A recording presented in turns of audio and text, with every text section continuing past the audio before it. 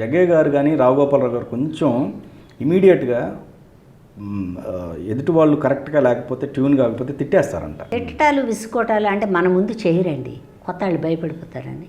నేను కొత్త కదా, తర్వాత మనకు తెలియకపోతే చెప్తారు, అటు నుంచి రామాక అనుకున్నా ఇట్రా అక్కడ నిలబడు, నా నీళ్ళలో నిలబడమాక. లైట్ చూసుకోవడం రాదండి, ఏం తెలియదు మనకంటే.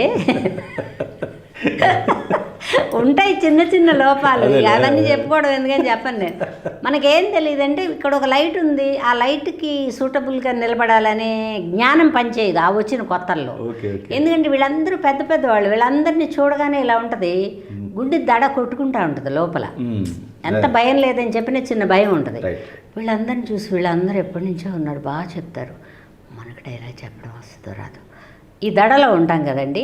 ఈ లైట్ చూసుకోవడం ఓసారి ఎప్పుడు వచ్చారు, నువ్వు లైట్ చూసుకోవా అన్నాడు ఒకసారి.